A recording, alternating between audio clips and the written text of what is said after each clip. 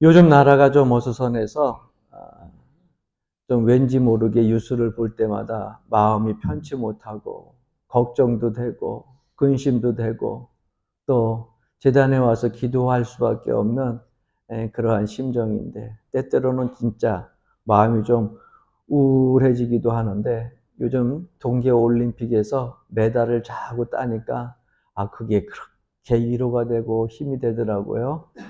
우리나라는 확실히 작은 나라지만 이 운동의 소질들이 있는 것 같아요. 그래서 동계올림픽 때 쇼트트랙 이번엔 보니까는 스피드 스케이팅에서도 메달을 땄더라고요. 참 신체적인 조건이 그렇게 썩 좋지 않은데 이 쇼트트랙은 보게 되면 막 여자들 남자들 보게 되면 다 메달권에 있는 사람들이에요.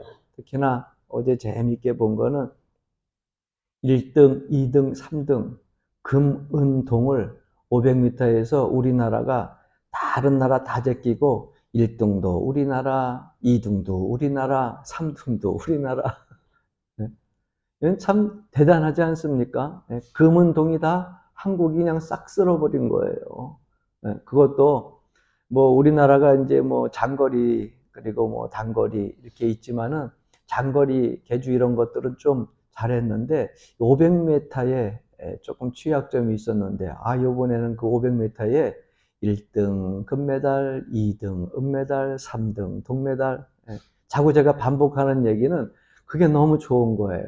남자들도 그렇고 그게 그래서 스포츠를 보면서 우리나라가 국위선양하는 것을 보면서 나라는 어수선해도 국민들이 낫다. 국민들이 낫다. 저 국민들 젊은이들이 가가지고서 오히려 우울한 마음을 위로해 주는구나 해서 큰 위로를 받았어요. 참 감사한 겁니다. 여러분 또 보게 되면 이 겨울에는 동계올림픽 쇼트트랙도 있지만 일반적으로 또 올림픽이 올리게 되면은 여러분 지난 파리올림픽 때 우리나라 양궁 선수들 활 쏘는 거 보셨죠? 그런 일들이 자꾸 떠오르는 거예요. 그래서 활 쏘기는 우리나라 최고예요. 그죠? 계속해서 우리나라가 그 자리를 내놓지 않고요. 다른 나라들이 감히 엄두를 내지 못하고 쇼트트랙도 역시 마찬가지고요. 그래서 많은 메달을 딸 때마다 마음이 얼마나 기쁘고 참 하나님이 이 나라에 이토록 이렇게 복을 주시는데 이 모든 나라의 위기가 잘 혼란이 극복되어지고 더 큰 선교의 그 지평을 넓혀가야 될 줄로 믿습니다. 교회 다니면서 가장 많이 듣는 말 중에 하나가 죄라고 하는 단어입니다. 죄라고 하는 말을 많이 듣게 됩니다. 믿는 사람들 그리고 믿지 아니하는 사람들을 가지고 우리가 불신자, 죄인, 믿는 사람들은 매일 또 죄를 짓는데 언어로 짓고 행동으로 지니까 하나님 앞에서 회개해야 된다. 그래서 죄라고 하는 이 말, 이 성경에서도 보게 되면 죄라는 말이 상당히 많이 기록되어져 나와 있는데 이 죄라고 하는 말이 히브리어로는 하타라고 하는 단어로 쓰여져 있고 또 헬라어에서는 하마르티아 이렇게 쓰여져 있어요. 이 단어가 죄라고 하는 단어가 어떤 뜻이 있냐면은 과실, 과오, 잘못 이러한 단어로 쓰여져 있어요. 그래서 이 죄라고 하는 단어를 우리가 좀 문장적으로 표현을 한다고 하면 한번 따라해 봅시다. 화살이 관역을 벗어난 것. 네, 이게 성경의 죄라고 하는 것은 우리나라 말로 뜻으로 해석을 하자고 하면 그러한 뜻으로 번역이 되어져요. 화살이 관역을 벗어난 것. 관역에 맞춰서 들어가야 되는데 그 관역에서 활이 벗어났다고 하는 것을 죄라고 한다는 겁니다. 여러분, 그렇다고 하면 이 활이라고 하는 것은 무엇이고 또 화살은 무엇이고 관역은 무엇일까? 저는 오늘 이 본문 말씀을 가지고서 말씀을 준비하면서 그런 생각을 해봤어요. 우리의 인생을 활과 화살 그리고 관역으로 생각을 해보면 어떻게 해석할 수 있을까? 그렇다고 하면은 활은 누굴까? 활은 우리가 성경에서 이야기하자면 하나님으로 드릴 수 있을 거예요. 그리고 화살을 날려보내는 활쉬는 그것은 누구를 얘기할까? 바로 나를 낳아주신 또 여러분들을 낳아주신 어머니의 자궁을 이야기할 수 있을 거예요. 그러면 화살은 누굴까요? 화살은 여러분 자신들을 이야기할 수 있을 겁니다. 그래서 창세전에 활이신 하나님께서 우리를 만드셔서 어머니의 자궁을 통해서 이 땅에 태어나게 하시고 그렇게 태어난 화살이 되어서 우리는 지금 날아가고 있는데 어디로 날아가고 있느냐 말이에요. 내가 화살이라고 하면 하나님이 이 땅에 우리를 보내주셔서 활시를 당겨서 쐈는데 내가 지금 화살이 되어서 날아가는데 어디로 날아가고 있느냐? 관역을 향해서 날아가야겠죠. 여러분 양궁이라고 하는 그 스포츠 게임도 보게 되면은 그 관역에 10점, 9점, 8점, 7점에서 제일 큰 바깥쪽에 있는 점수가 1점이고 그리고 그 바깥쪽으로 맞으면은요 점수에 붙지가 않아요. 정중앙에 맞을 때 10점 만점 이렇게 얘기를 합니다. 그러면 우리가 이 인생을 우리가 관역을 향해서 날아가는데 내가 그러면 어느 목표의 지점이 있을 거 아니에요. 그 관역은 아마 저나 여러분들이나 다 여러분들이 세운 그 지점의 목표들이 있을 겁니다. 인생에 있어서 나는 이거를 이루기 위해서 달려가고 저것을 위해서 달려가고 자기들만의 관역들이 있을 겁니다. 그 관역을 향해서 달려가는데 그 관역이 결국은 어디에 가서 다 한 군데 멈춰지느냐면 죽음이라고 하는 곳에 멈춰진다는 거예요. 여러분 저도 지금 내 인생의 지점을 향하여서 관역을 향하여서 달려가는데 이 인생의 지점의 끝은 뭘까요? 죽음이죠. 오늘 하루 지나고 1년이 지나고 10년이 지나고 20년이 지나게 되면 이 뽀송뽀송했던 얼굴도 주름이 끼게 되고 눈도 잘 안 보이게 되고 머리도 꺼머렇게 되고 걷는 힘도 없어지게 되고 결국은 죽음의 관역을 향하여 달려가는 겁니다. 사람들은 돈이 목표라고 이야기하고 어떤 사람은 명예가 목표라고 이야기하고 어떤 사람은 인생에 있어가지고서 권력이라고 하는 것을 목표로 이야기하지만 그 목표를 향하여서 달려갔지만 권력이라고 하는 것은 일평생 의지하고 일평생 영원토록 주어지는 것이 아닙니다. 돈도 마찬가지예요. 명예도 마찬가지예요. 가지고 있던 것들 다 끝나고 있어도 결국은 많이 가지고 있으나 적게 가지고 있으나 죽음을 향하여서 달려가는 것은 똑같아요. 그러면 죽음의 관역에서 끝나느냐? 성경을 보게 되니까 죽음의 관역에서 끝나는 것이 아니라 우리의 마지막 관역은 천국이라고 하는 겁니다. 할렐루야. 그러니까 저와 여러분들이 마지막 내 인생의 목적에 지점에 다다를 때는 어디냐? 딱 그 정점이 천국이라고 하는 거예요. 죽음의 관역까지는 믿는 자나 믿지 아니하는 자나 다 같이 달려가지만 거기서 인생은 끝난다. 불신자들은 이야기합니다. 영의 세계를 이해하지 못하는 사람들은 그저 사후 세계로만 이야기하고 거기서 끝나고 맙니다. 그러나 예수 그리스도가 우리의 첫 부활의 열매가 되고 우리도 부활할 것을 알기에 우리는 인생의 관역이 죽음이 아니라 천국이라고 하는 것을 알고 그곳으로 달려가고 있는 거예요. 그러면 불신자들은 예수 그리스도를 영접하지 아니한 자들은 어디를 향해서 달려가고 있을까요? 여러분, 가슴 아픈 이야기고 말로 하기 싫은 그러한 이야기지만 현실은 바뀌지 않습니다. 그리스도를 영접하지 아니한 죄인들은 지옥을 향하여서 달려가고 지옥이 그들의 목적지인 관역이 되는 겁니다. 결국 우리 인생이란 하나님께서 지으셨기에 하나님께로부터 왔다가 하나님께로 가는 것, 이것이 우리 화살의 목적지라고 하는 것을 결코 잊어서는 안 된다는 거예요. 그래서 사람이 지어질 때는 결코 한 사람도 허투루 지어지지 않았다고 철학자들은 이야기합니다. 샤르트르라고 하는 철학자는 이 구토라고 하는 책에서 그런 얘기를 했어요. 인간은 이 세상에 목적 없이 던져진 우연한 존재가 하나도 없다. 어떤 사람이든 우리가 이 땅에 태어나서 존재로 살아갈 때에 그 한 사람 한 사람에게 다 하나님의 섭리 가운데 태어나게 된 거고, 부르심을 받아서 또 태어나게 된 것이고, 목적대로 태어난 것이고, 표대를 향하여 달려가기 위하여서 분명히 존재되어진다는 것이 인간이라는 거예요. 그런데 그 인간이 하나님께로부터 왔으니까 다시 하나님께로 가야 되는데, 그것이 우리의 관역의 목표 지점이 되어야 되는데, 하나님께 불순종함으로 말미암아 죄악으로 이 세상이 물들게 되고 결국 하나님께로 가야 될 우리 화살이 중간에 부러지고 만 거예요.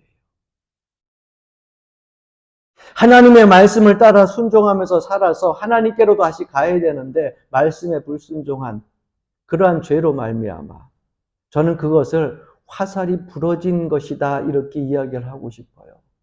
화살을 여러분 쐈을 때 화살이 온전했을 때에는 그 관용을 향하여서 달려가지만 화살이 부러지게 되면은요 중간에 가다가 떨어지는 거예요.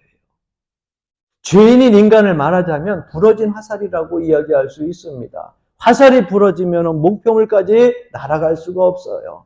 날아가다가 중간에 떨어지는 겁니다. 이것을 로마서 3장 23절은 이렇게 표현하고 있습니다. 모든 사람이 죄를 범하였음에 따라해 봅시다. 하나님의 영광에 이르지 못하더니 하나님께로 와서 하나님께로 우리가 가야 되는데 그 화살이 하나님 말씀에 불순종하는 죄로 말미암아 가지고 결국 죄를 범함으로 하나님께로 돌아가지 못하는 부러진 화살이 되었다는 거예요. 인생을 살아갈 때에 우리에게 주어진 목적이 결코 변해서는 안 됩니다. 여러분들은 저 천국을 향하여서 달려가는데 여러분 죄 때문에 중간에 멈출 수도 있고 넘어질 수도 있지만 다시 일어나서 그리스도의 십자가에 흘리신 보혈의 피로 말미암아 힘있고 치료받고 다시 걸어갈 수 있길 주 이름으로 간절히 축원합니다. 하나님의 손에 의해 가지고 지어졌던 화살인 우리들이 죄로 말미암아 가지고서 결국 이 땅에서 살게 되었는데 오늘 본문 말씀 속에서는 그것을 한 절로 말씀하고 있어요. 허물과 죄로 죽었던 너희들 이렇게 말씀하고 있어요. 우리의 허물과 죄로 결국은 부러진 화살이 되었고 생명의 길을 걸어가던 우리들이 죽었다 이렇게 말씀하고 있습니다. 이것이 우리 인간이 이 땅에 태어날 때의 상태라고 하는 거예요. 화살이 부러졌으니까 이제는 관역을 향하여서 날아가지 못하고 결국 땅에 떨어지고 맙니다. 땅에 떨어진 화살은 결국 이 세상의 풍조를 따르게 되는 겁니다. 하나님의 음성을 듣고 그분의 손길과 섭리와 계획을 우리들이 깨닫고 그분의 인도하심을 받으며 따라가야 되는데 중간에 죄로 말미암아 우리가 화살이 땅에 떨어지니까 결국 이 땅의 풍조를 따르게 된다는 거예요. 공중 권세를 잡은 사단 마귀들의 영에 의해 가지고 우리가 유혹을 당하게 되고요. 하나님께 가는 그 길들을 막아서 우리가 보지를 못한다는 거예요. 그래서 내가 이 땅에 태어나서 관역을 향하여서 가야 되는데 그 관역이 천국인데 하나님 품인데 주님 품인데 그것을 향하여 달려가야 되는데 그것을 잃어버렸다는 거예요. 내 관역을 잃어버린 거예요. 어두운 영에 의해 가지고서 우리의 눈이 가로막혔다는 거예요. 그래서 관역이 보이지 않으니까 이 땅에서 살면서 자꾸 마음에 욕심만 생깁니다. 내 마음이 원하는 대로만 추구하면서 살아가는 본질상 진노의 자녀가 되었다고 말씀하고 있어요. 그래서 인간의 운명을 오늘 본문 2절 3절은 이렇게 표현하고 있습니다. 그때 너희는 그 가운데서 행하여 이 세상 풍조를 따르고 공중 권세 잡은 자를 따랐으니 곧 지금 불순종의 아들들 가운데 역사하는 영이라. 전에는 우리도 다 그 가운데서 우리 육체의 욕심을 따라 지내며 육체와 마음에 원하는 것을 하여 다른 이들과 같이 본질상 진노의 자녀이었더니. 사람이 태어난 운명에 대해서, 살아가고 있는 우리의 삶에 대해서 이렇게 성경은 말씀하고 있어요. 그런데 부러진 화살이 여러분 스스로 다시금 관영을 향하여 날아갈 수는 없습니다. 그 부러진 화살을 다시금 치유해야 돼요. 덧붙여서 다시금 온전한 화살로 만들어야 됩니다. 그 화살을 치료하는 분이 나타나셨는데 그분이 바로 우리의 죄와 상처를 치료하시는 예수 그리스도다라고 이 성경은 말씀하고 있는 거예요. 그것이 1절의 말씀들이에요.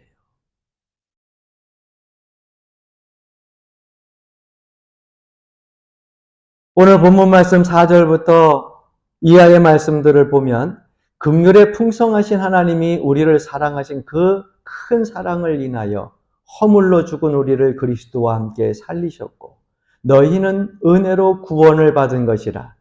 또 함께 일으키사 그리스도 예수 안에서 함께 하늘에 앉히시니 이는 그리스도 예수 안에서 우리에게 자비하심으로써 그 은혜의 지극히 풍성함을 오는 여러 세대에 나타내려 하심이라. 이렇게 말씀하고 있어요.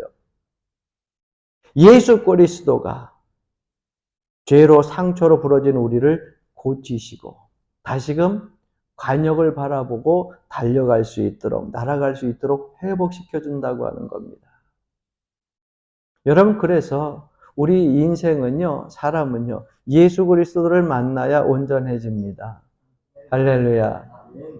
여러분들의 심령에, 또 여러분들의 가정에, 여러분들의 인생에 예수 그리스도가 임하고 예수 그리스도가 동행하는 역사가 있기를 간절히 축원합니다.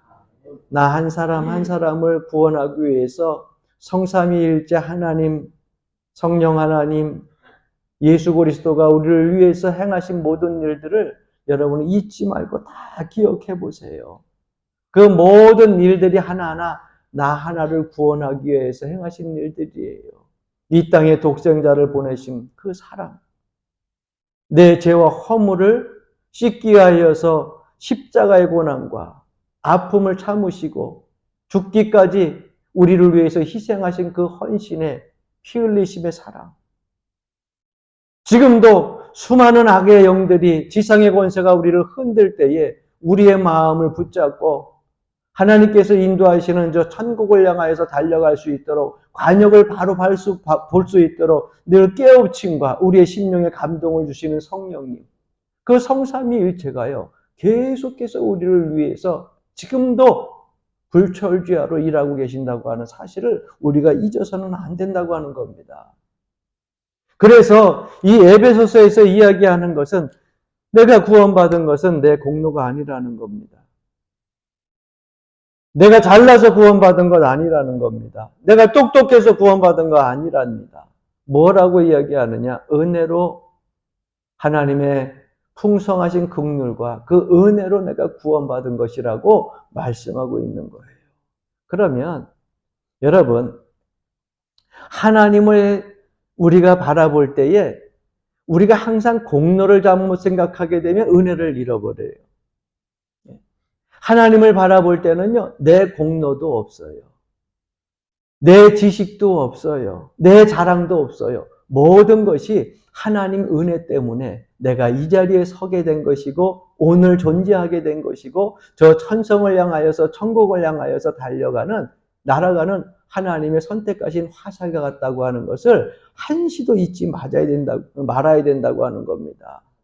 그러므로 구원에 대해서 자랑할 수가 없어요. 이 구원은 전적으로 하나님의 은혜라고 하는 거예요. 오늘 8절 9절 말씀에 보게 되면 너희는 그 은혜에 의하여 믿음으로 말미암아 구원을 받았으니 이것은 너희에게서 난 것이 아니요 하나님의 선물이라.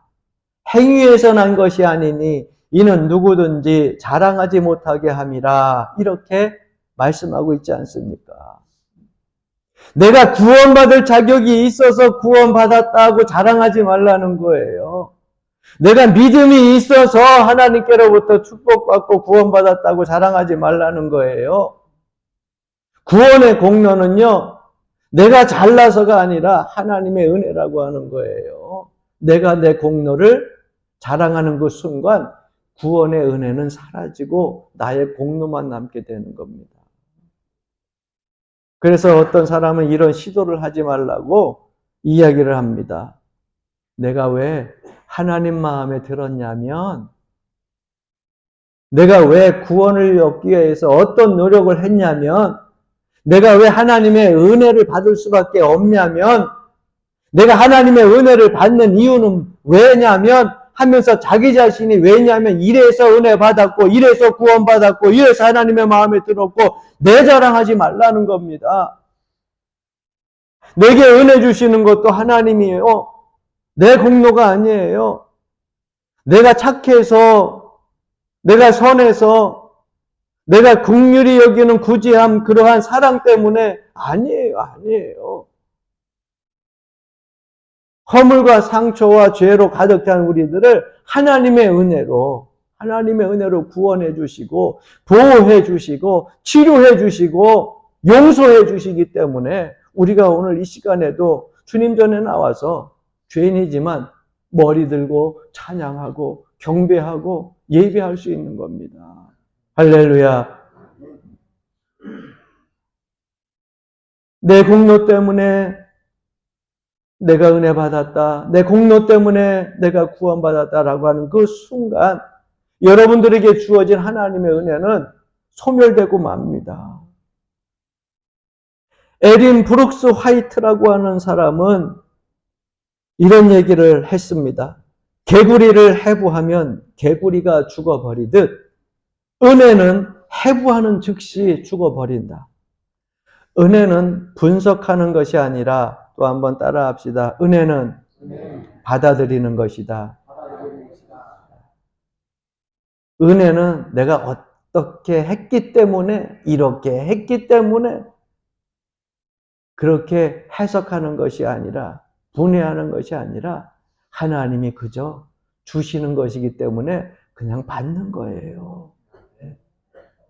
연약하지만 일으켜 세우시려고 나에게 은혜 주시고요. 없지만 소외되거나 실족하지 않게 해서 하나님께서 나에게 은혜를 주셔가지고 다시금 용기를 주셔서 은혜를 주셔서 세워지는 거예요. 그래서 우리가 성경에 보게 되면 다윗이라고 하는 이 인물도 왕이 되었을 때에도 항상 그가 이스라엘의 성군이 되었을 때에도 내가 누구냐면 이렇게 고백한 단어가 없어요. 내가 양치기로부터 시작해가지고 이 이스라엘의 헤브론과 더불어서 이 온 전역의 왕이 된 것, 내가 바로 이러한 사람이 내가 누구냐면 하면서 자기의 자랑을 앞세우지 않았어요. 시편 곳곳에서 그 다윗이 하나님 앞에 고백하는 내용들을 보세요.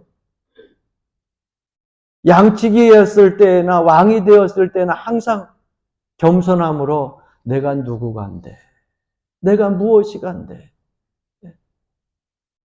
세상 사람들은 대단하다고 존경하고 그렇게 부러운 듯이 바라보는 그러한 권력의 자리에 있다 할지라도 다윗은 항상 하나님 앞에 내가 무엇이간데.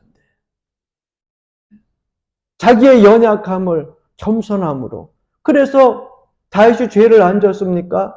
죄를 지었음에도 불구하고 하나님 앞에 겸손함으로 제가 무엇이간데 자기의 연약함을 인정하고 겸손하게 살아갔기에 하나님께서 그를 보호하여 주시고 그 죄를 긍휼히 여겨주시고 하나님께서 감싸주시고 용서해 주시잖아요. 그런데 반면에 여러분 사울은 어땠어요?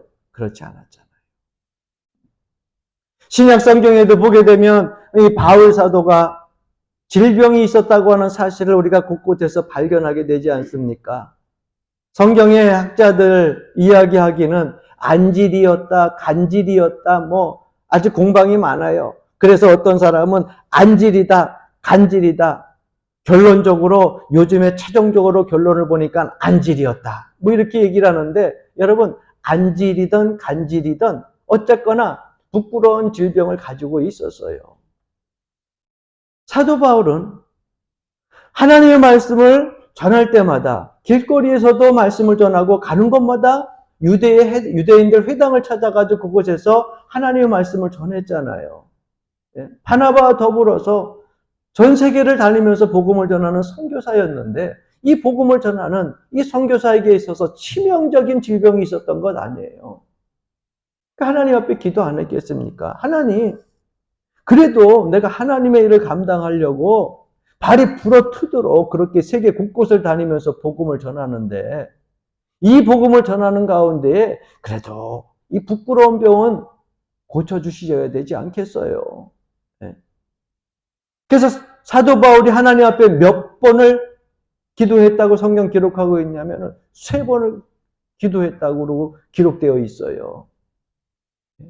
그 3번이라고 하는 것이 1번, 2번, 3번 어떤 숫자적인 의미로 해석하는 사람도 있지만 어떤 사람은 우리나라 흔히 얘기를 하잖아요. 1번, 2번, 3번은 뭐예요? 마지막까지예요. 최선을 다해서요. 우리도 그래서 얘기하잖아요. 참는 것도 내가 2번째까지 참는다. 내가 3번째까지 참는다. 항상 3, 4번. 예? 그러니까 자기는 죽기 살기로 하나님 앞에 이 질병을 고치기 위하여서 간구한 거예요. 철야 기도도 했을 거예요. 예. 금식 기도도 했을 거예요. 그런데 그렇게 기도할 때마다 사도 바울에게 있어서 생각나는 것이 있어요. 여러분 기도하면서 생각나는 것들이 은혜스러운 일들이 떠올라야 돼요. 그 생각이 어떤 생각이었느냐? 한때는 예수 그리스도를 믿는 사람들을 잡으러 다니던 괴수아니었어요. 예? 그래서 수데반 집사를 죽일 때도 가장 앞장섰던 사람이 누구예요? 바로 사도 바울 아니었어요. 그렇게 예수 그리스도를 믿는 사람들을 잡으러 다니고 핍박했던 사도 바울을 누가 만나주셨느냐? 예수님이 다메섹 도상에서 만나주셨어요. 그간 자기가 행해온 그 모든 행실과 삶의 모습들을 보면은 주님 앞에 감히 머리 들 수도 없고 설 수도 없고 말 한마디 뻥끗할 수 없는 죄인이에요. 그런데 자기를 이방인의 일꾼으로 주님께서 부르셔서 그를 세워서 쓰시고 있는 거예요. 하나님 앞에 내 이 질병 너무 수치스럽습니다. 이 안질이든 이 간질이든 복음을 전할 때마다 이거 내 육체에 가시니까 하나님 복음 더 전할 수 있도록 좀 고쳐달라고 그렇게 밤새워서 눈물로 기도했는데 그때마다 떠오르는 생각이 있는 거예요. 내 질병을 놓고서 기도할 때 죄 많은 다른 사람들보다도 더 많은 죄를 졌던 나를 하나님의 일꾼으로 삼으셨다고 하는 그 사실을 다메섹 도상에 주님을 만났던 그 사실들이 계속해서 기도하는 가운데 머리에서 떠나질 않고 가슴에 머물러 있게 됩니다. 그래서 사도 바울은 그렇게 기도하면서도 하나님의 은혜를 생각하게 됩니다. 그래, 병이 있어도 하나님의 은혜지. 내가 산 것 자체가 하나님의 은혜지고 내가 호흡하는 것 자체가 하나님의 은혜지라고 생각을 하고 있어요. 그래서 고린도서 12장 8절로 9절 말씀 보게 되면 하나님께서 말씀하시잖아요. 그래서 사도 바울이 그 말씀을 듣고 자기가 그 말씀 들은 것을 편지로서 간증하는 겁니다. 이것이 내게서 떠나가게 하기 위하여 내가 주께 3번 간구하였더니 나에게 이르시기를 따라해 봅시다. 내 은혜가 내게 족하도다. 이는 내 능력이 약한 데서 온전하여집니다. 하나님께서 나에게 이르시기를 하나님의 은혜가 나에게 족하도다. 직접 하나님의 음성을 듣는 거예요. 그리고 내 능력이 약한 데서 온전하여짐이라. 내가 지식이 많고 재능이 많고 똑똑하고 하나님 없어도 내가 세상 사람들한테 자랑할 것이 많다고 하면은요, 교만해지지 온전해지지 않습니다. 그 육체의 가시가 사도 바울을 만들었다고 사도 바울은 고백하고 있어요. 여러분, 따라해 봅시다. 은혜를 잊어버리면 가시만 남고, 은혜를 잊어버리면 공로만 남는다.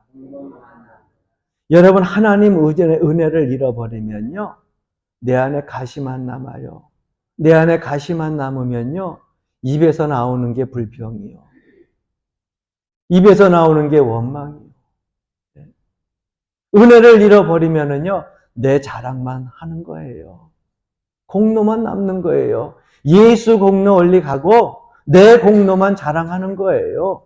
그것이 은혜 잃어버린 사람들의 모습이에요.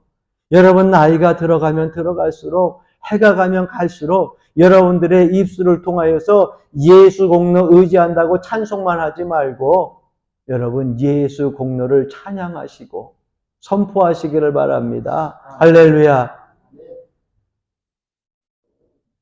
하나님의 은혜는 죄와 허물로 죽었던 우리 인생을 지옥에서 천국으로 옮겨주는 겁니다. 하나님의 은혜는 내 힘으로 할 수 없는 내 약함 속에서 하나님의 능력이 임하게 된다고 하는 겁니다. 하나님의 은혜는 사랑받을 자격이 없는 나에게 세상에서 가장 귀한 사람으로 만들어주고 대해준다고 하는 겁니다.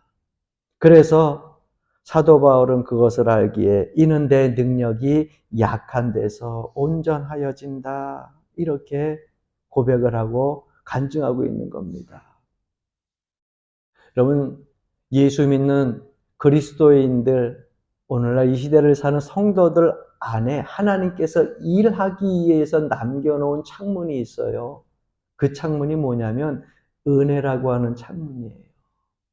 그 은혜라고 하는 창문을 통하여서 하나님께서 모든 것을 넣어주시는 거예요. 은혜로 구원해 주시고, 은혜로 돌보아 주시고, 은혜로 치료해 주시고, 은혜로 인도해 주시고, 은혜로 공급해 주시는 하나님.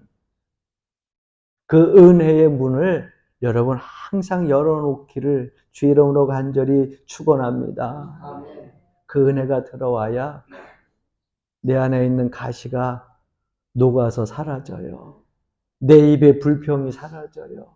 내 입의 원망이 사라져요. 두려움과 근심이 떠나가게 되는 겁니다. 필립 얀시라고 하는 유명한 사람은 이렇게 말합니다. 물 한 방울 속에 해의 모습이 담겨 있듯이 이 복음의 진수가 하나님의 은혜 안에 다 들어있다. 할렐루야. 하나님은 오늘도 은혜를 잊지 않는 자에게 은혜를 공급하십니다.